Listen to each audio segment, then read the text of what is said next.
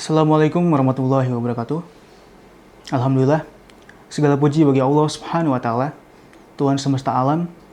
Atas izin dan kasih sayangnya, kita masih diberikan kesempatan untuk menghirup udara Ramadan, bulan yang penuh dengan keberkahan dan ampunan. Salawat serta salam semoga senantiasa tercurah kepada baginda Nabi Muhammad sallallahu alaihi wasallam. Allahumma sholli ala sayyidina Muhammad wa ala ali sayyidina Muhammad. Sosok yang akhlaknya adalah Al-Qur'an yang menjadi kompas bagi kita semua untuk menuju ridhonya. Teman-teman yang dirahmati Allah Subhanahu wa taala, pernahkah kita merenungkan satu hal? Mengapa Allah menyebut Ramadan sebagai bulan yang mulia? Apakah karena lapar dan dahaganya? Ataukah karena salat tarawihnya? Semua itu benar. Namun, alasan utamanya adalah karena di bulan inilah Al-Qur'an diturunkan. Syahru Ramadan allazi unzila fihil Qur'an. Namun pertanyaannya, setelah sekian puluhan kali kita menemui Ramadan, seberapa jauh Al-Qur'an itu sudah masuk dan menetap di dalam hati kita? Mari kita lihat realita hari ini. Teman-teman yang dirahmati Allah Subhanahu wa taala, kita hidup di zaman di mana informasi ada di genggaman kita. Kita bisa sangat gelisah jika HP kita tertinggal. Kita merasa ada yang kurang jika 1 jam saja tidak mengecek notifikasi. Kita sanggup membaca ratusan komentar di media sosial, menonton video berjam-jam, namun mengapa tangan kita terasa begitu berat saat hendak mengambil mushaf? Mengapa mata kita cepat lelah saat menatap ayat-ayat Allah, sementara kita begitu segar saat menatap layar gawai? Ini adalah sebuah teguran bagi kita semua. Al-Qur'an seringkali hanya menjadi pajangan yang bisu di rak buku kita. Ia ada di rumah kita, tapi keberadaannya tidak terasa. Ia ada di dekat kita, tapi batin kita merasa asing dengannya. Padahal, Al-Qur'an adalah satu-satunya pesan dari pencipta alam semesta yang dijamin kebenarannya hingga akhir zaman nanti. Teman-teman yang dirahmati Allah Subhanahu wa taala, Allah Subhanahu wa taala berfirman dalam surat Al-Isra ayat 82, "Wa nunazzilu minal Qur'ani ma huwa syifaa'u wa rahmatu lil mu'minina wa la yazidu zalimina illa khasaron."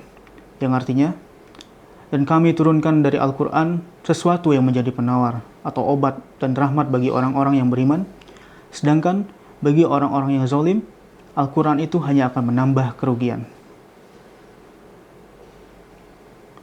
Kata syifa di sana, Allah tidak menyebutkan dawa atau obat fisik, tapi syifa atau penawar jiwa.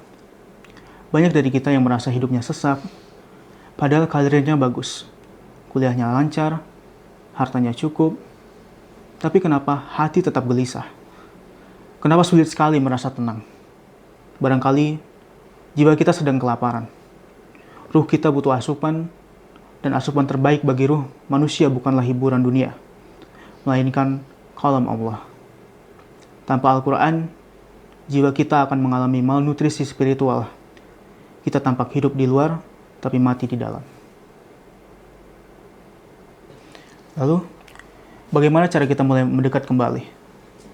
Teman-teman yang dirahmati Allah Subhanahu wa taala, mari kita mulai dengan 3 langkah nyata di bulan Ramadan ini. Yang pertama, al-istima', mendengarkan dan membaca. Mulailah dengan mengakrabkan telinga dan lisan kita. Jika belum mampu membaca dengan benar, dengarkanlah murotal. Biarkan ayat-ayat itu mengalir di rumah kita, di kendaraan kita, dan di telinga kita. Untuk yang sudah bisa membaca, paksa diri kita. Jangan tunggu waktu luang, tapi luangkanlah waktu. Yang kedua, al-fahmu, atau memahami. Jangan biarkan Al-Qur'an hanya lewat di tenggorokan kita saja. Luangkan waktu 5 menit saja sehari untuk membaca terjemahnya. Pilih satu ayat yang paling menyentuh hati kalian hari ini, lalu renungkanlah. Apa yang sedang Allah sampaikan kepadaku melalui ayat ini? Kalian akan terkejut betapa seringnya Allah memberikan jawaban atas masalah kalian melalui ayat yang kalian baca secara kebetulan itu. Lalu yang ketiga, al-amalu, atau mengamalkan. Inilah bukti cinta yang sesungguhnya. Dekat dengan Al-Qur'an berarti dekat dengan sifat-sifat mulia.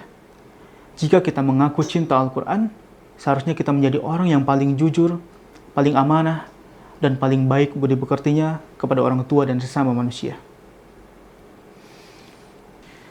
Teman-teman yang dirahmati Allah Subhanahu wa taala, waktu terus berjalan. Bisa saja kita tidak bisa bertemu dengan Ramadan ini lagi. Pertanyaannya, apakah setelah Ramadan berlalu, Al-Quran kembali berselimut debu di rak buku kita? Ataukah ia sudah berpindah, bersemayam di dalam dada dan menjadi penuntun setiap langkah kaki kita? Jangan biarkan Al-Quran menjadi penggugat kita di hari kiamat nanti, karena kita telah mengabaikannya. Jadikanlah ia pembela kita, memberi syafaat bagi kita di liang kubur yang gelap dan di hari perhitungan yang berat. Mari kita berdoa, semoga Allah Subhanahu wa taala menjadikan kita sebagai ahlul Quran, orang-orang yang senantiasa menjaga, mencintai, dan mengamalkannya. Semoga setiap huruf yang kita baca menjadi saksi pembela kita di hadapan Allah Subhanahu wa taala kelak. Barakallahu fikum. Wassalamualaikum warahmatullahi wabarakatuh.